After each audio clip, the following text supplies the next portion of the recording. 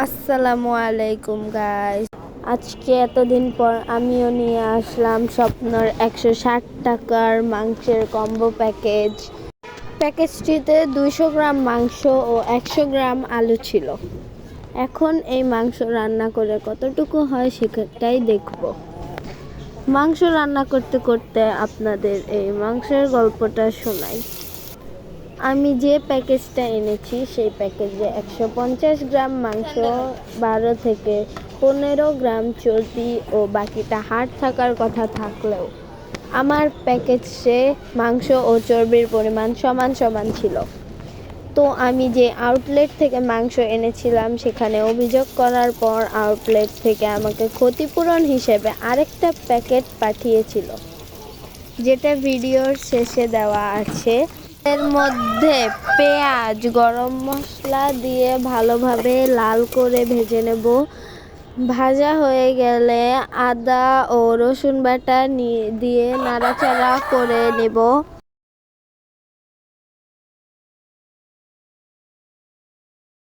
ভালোভাবে নাড়াচাড়া করা হয়ে গেলে তারপর হলুদ ও ধনিয়া গুঁড়ো দিয়ে ভালোভাবে নেড়ে নেব। তারপর পানি দেব।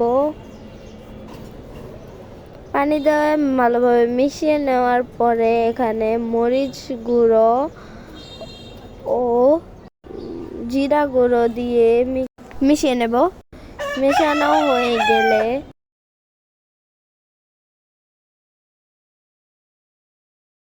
মাংসগুলো দিয়ে দেব। মাংস দেওয়া হলে ভালোভাবে নাড়াচাড়া করে নেব।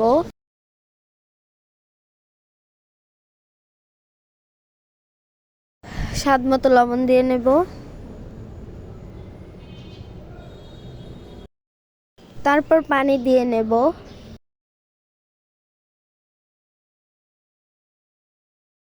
কিছুক্ষণের জন্য ঢাকনা দিয়ে ঢেকে রাখবো।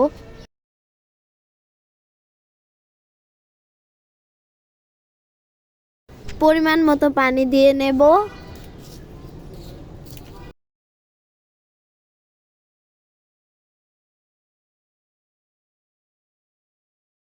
দেওয়া হলে কেটে রাখা আলুগুলো দিয়ে নেব।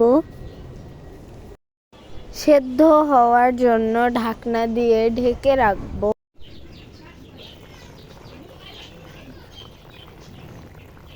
160 টাকার মাংস আলুর প্যাকেজটা রান্না করে 2 জনের এক বেলা খাওয়া যায়।